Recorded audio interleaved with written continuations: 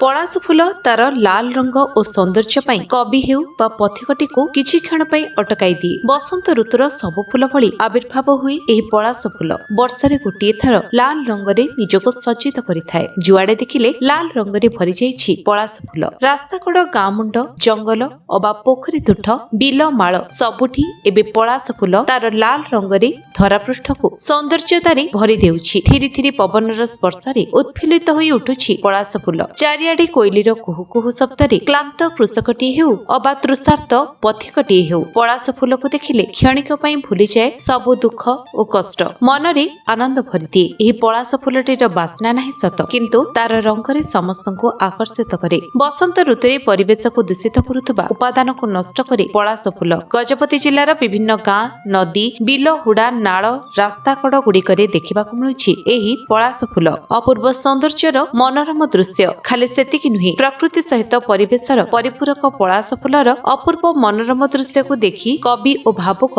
आनंदित हेउछन्ति। मनुष्यटी प्रकृतिर एपरि अपरूप सौंदर्य को देखि विमोहित होई जाए। बसंत ऋतुर शोभामय परिवेश को विमोहित करिदेछि पलाश फूल। सूर्यंकर सुनेली किरणरे आलोकित होई जाए पलाश फूल। दूररु देखा जाए लाल चादर भଳି आकाशर खंड खंड भसा बादल और पृथ्वीर लाल चिकमिक करुवा पलाश फूल सते जेमिति परस्पर चाहि रहिछन्ति चातक परी। दोल पूर्णिमा राधाकृष्ण विमान रे एही पलाश फूलर शोभा ठाकुरंकु अधिक आकर्षित करिथाए। पलाश फूलर बास्ना नथिले भी एहार सौंदर्य समस्तंकु विमोहित करिथाए। सेही भଳି पलाश फूलरे रहिछि अनेक औषधीय गुण। ऋतुराज बसंते पलाश फूल ढाली दिए तार अपरूप आभा।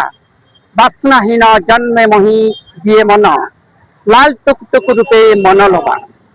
भक्त प्रेमिक भावुक कविंकर पागल हुअन्ति देखि तार रूप। मधुप दलंकर से अदरकारी विधातांक सृष्टिरे से अपरूपा। आज्ञा परिचय आत्मत्राण चयनी अध्यापक ओडिया विभाग। सर कौन कहे बर्तमान जो पलाश फूल विषय कौन कहे? पलाश फूल बसंतर ऋतुराज बसंतर आगमन रे प्रस्फुटित हुए फुटी जाए, किंतु पलाश फूलर सौंदर्य तार आभा तार रूपश्री समस्त को विमुग्ध करता है। पलाश फूलर आभारे समस्ते विमुग्ध होई मोहित होई जाते, किंतु तार बासना नथिले भ्रमर ताको छुई पारे नहीं कि मधुक ताको छुई पारे नहीं, किंतु कवि भावुक दार्शनिक प्रेमिक प्रेमिका समस्ते पलाश फूलर से सौंदर्य से रूप से लावण्य एवं से रूपश्री रे विमुक्त होई कविता बची लेखंती एवं भक्ति मनरे भगवान को अर्पण करती। गोटे कथा मुझे कहबी जे पलाश फूल भक्तिर आराध्य रे समस्त भगवान बा देवी को लगे, किंतु ईश्वर को लगे नहीं। कहीं पलाश फूल एवं केतक निजर बासना एवं निजर रूप लावण्य पाई भगवान शिव को जो परी भाव अपमानित करथिले, शिव सेमानकर पुष्प पलाश पुष्प एवं केतकी नेबा पई अनाग्रह करथिले एवं तांको अड़े देथिले, किंतु परवर्ती समय रे ईश्वर को क्षमा प्रार्थना परे पलाश फूल एवं केतकी गोटे दिन ही ईश्वर को लगे, जहाँकि महाशिवरात्रि दिन। से दिन ईश्वर को पलाश फूल अर्पण कले बहु पुण्यर लाभ हुए एवं बहु कोटि पुण्य फल मिले बोली विश्वास अच्छी।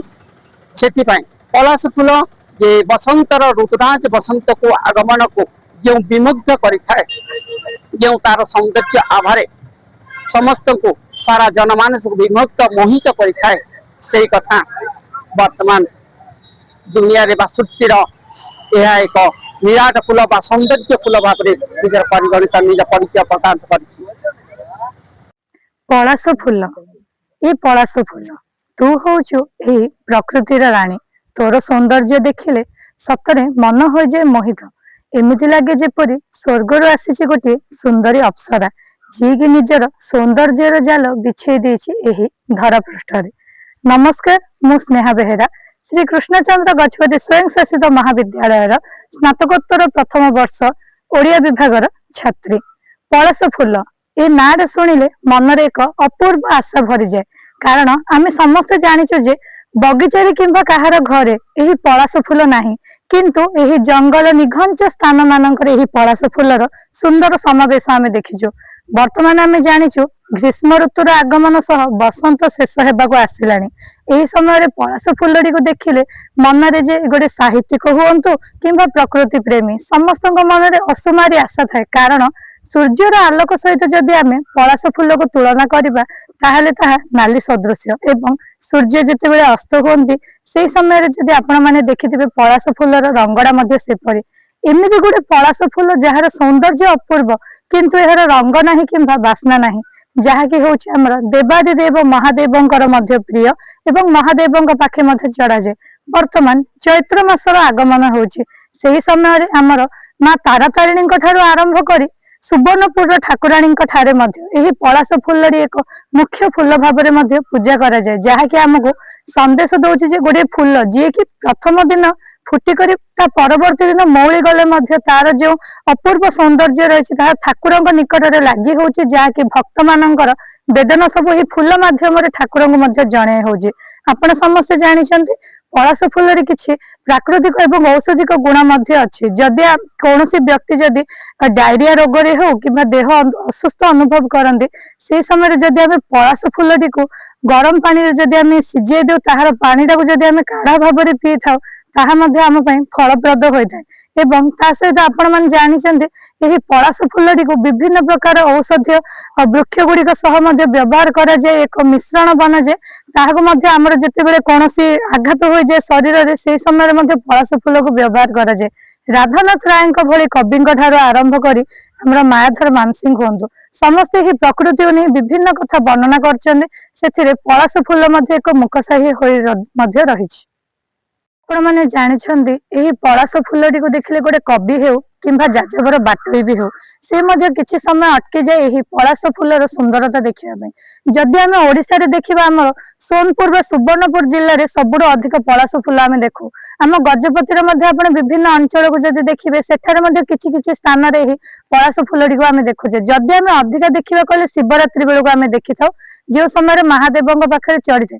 पलाश फूल को देखिले मन रे गोटे कथा आसे जे जदि आमे मनीष जीवन सहित भी तुलना करिबा, जदि मनीष जीवन रे मध्य रंग रस जदि किछि न थाए किंबा पलाश फूलर जदि रंग रस नाही किंतु से एक उत्तम फूल भाव में सबुठी परिचित एवं तार अस्तित्व से जमते बजाय रखछि, सेही पलाश फूलटी आम मनीष को मध्य शिक्षा दउछि जे जीवन रे जेकोसी परिस्थिति आसु निजे एक अटल रही निजर अस्तित्व को बजाय रखिबो, जो द्वारा आम समाज रे एक नूतन उदाहरण मध्य हेइ परिबो।